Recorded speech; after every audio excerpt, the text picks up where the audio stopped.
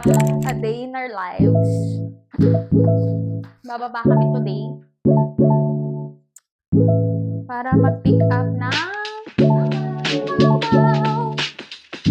Taobao dito sa Macau at parang LTC sa atin.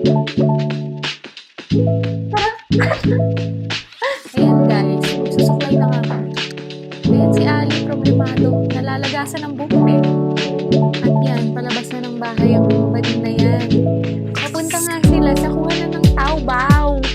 Ayan guys, may dala kaming cart papunta sa Taobao. Kasi medyo mabigat para hindi kami masyadong mahirapan. Mas madali kapag may cart.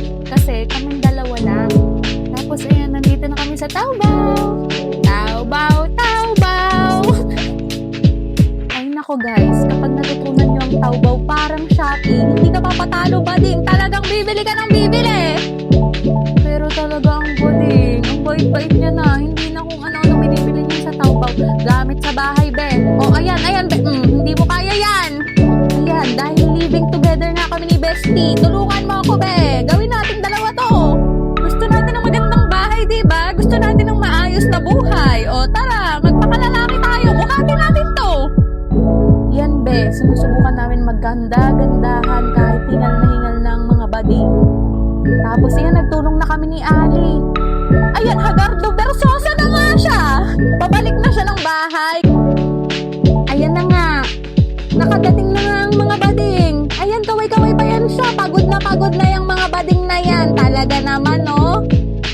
Ayan, palit ng tsinelas yung mga bading kasi galing sila sa labasan.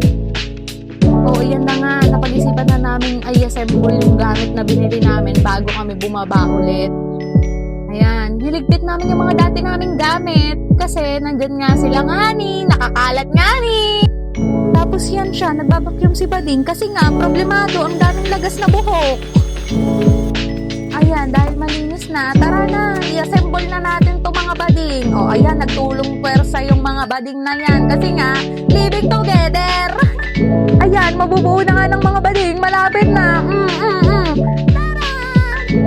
Ayan mga bading, nag-unbox pa kami ng isa kasi namili kami ng bagong water filter pitcher. Kasi kailangan namin yan bading, lagi kaming uhaw na uhaw. Kailangan namin ng maraming filters para sa pitcher. Kasi mga bading, sa sobrang init dito ngayon sa Macau, kailangan talaga laging may tubig. Ay Diyos ko, kapag wala, buho ka talaga. Ayan mga bading, bumaba na nga ulit kami. Una, nagtapon muna kami ng basura para walang kalat. Kasi mga bading, sobrang daming kahon. Kailangan itapon talaga.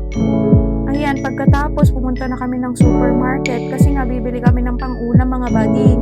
O ayan si Ali, pumunta sa babuyan kasi nga siya yung titingin ng pang-ulam. Alam niya na yan. Hindi ko kasi alam yan. Baka kung ano lang kunin ko mga bading. O ayan akin. Oo, nuggets. Ang alam ni bading, prito lang yan siya.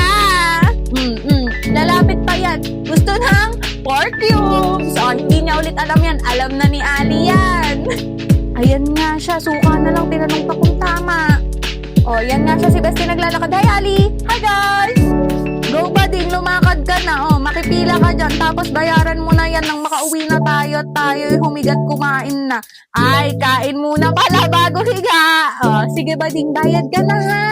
O, tapos na ba, bading? O, halika na. Uwi na tayo, bading. Ayan na nga, pauwi na. Pero bading, wait. Kailangan ko ng tinapay. Kasi nagugutom ako. Hindi ko pa mahihintay yung kanin. Gutom na tong babaeng to. Pangyaw, hi! Ayan, nakauwi na nga ang mga babae. Ayan, si Ali maglalagay niyan kasi siya may alam. O, ako, eto na lang, yung tinapay sa plato. O, tapos kumain na kami, guys. O, pagkatapos namin kumain, o, ayan, higa na. Nonood na ng TV kasi magpapaantok na kami. O, yun na siya. O, sige, good night!